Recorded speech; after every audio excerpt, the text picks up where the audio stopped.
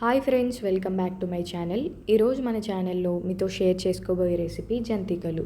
ఈ జంతికల్ని ఎప్పుడు చేసినా మంచి టేస్ట్తో క్రిస్పీగా అండ్ క్రంచీగా రావాలంటే నేను చూపించే విధంగా ఇలా ఒకసారి ట్రై చేసి చూడండి. జంతికలు చేయడానికి పిండి వచ్చేసి 1 kg రైస్కి 3/4 కిలో శనగపప్పు వేసి పట్టించుకున్న పిండి. ఈ జంతికలు మంచి టేస్ట్ రావాలంటే ఇందులోకి మ్యాండేటరీ జీలకర్ర వెల్లుల్లి పేస్ట్.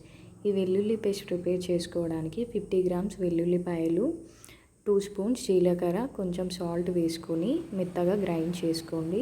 నెక్స్ట్ ఈ పిండిలో 2 స్పూన్స్ కారం అండ్ 2 స్పూన్స్ ఉప్పు వేసుకోండి. నెక్స్ట్ మనం ముందుగా గ్రైండ్ చేసి పెట్టుకున్న జీలకర్ర వెల్లుల్లి పేస్ట్ ఇందులో వేసుకోండి.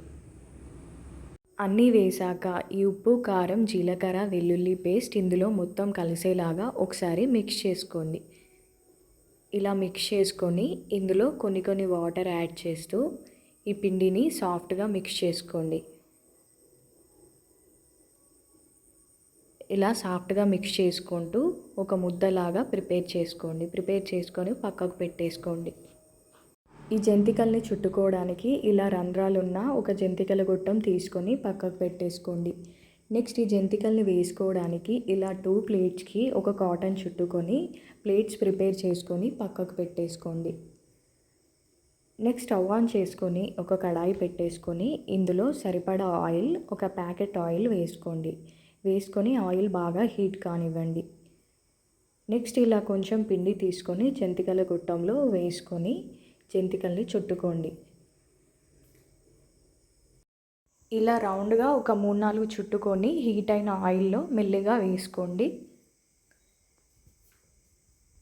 ఇలా మెల్లగా 1 by 1 వేస్తూ మంచిగా కాల్చుకోండి.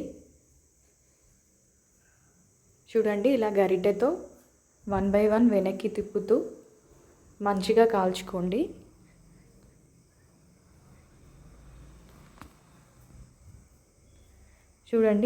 చూడండి ఇలా చిన్న బుడగలు రావడం స్టాప్ అయినప్పుడు ఇవి కంప్లీట్గా వేగినట్టు. సో అప్పుడు ఈ ఆయిల్లో నుంచి తీసి ఒక డబ్బాలో వేసుకోండి. నెక్స్ట్ ఇందులోనే మనం ఒకటి డైరెక్ట్గా చుట్టుకుందాం. ఇలా రౌండ్గా డైరెక్ట్ ఇందులోనే ఒకటి చుట్టుకోండి. మంచిగా ఆయిల్లో కాల్చుకోండి. మిగిలిన పిండితో ఇలానే అన్నీ డైరెక్ట్గా చుట్టుకొని మంచిగా కాల్చుకోండి. అంతేనండి, సింపుల్, క్రంచీ అండ్ టేస్టీ జంతికలు అయితే రెడీ అయిపోయాయి. నేను చూపించిన విధంగా ఇలా మీరు కూడా ఒకసారి ట్రై చేసి ఎలా వచ్చిందో మీ ఫీడ్బ్యాక్ని కింద అయితే కమెంట్ చేయండి.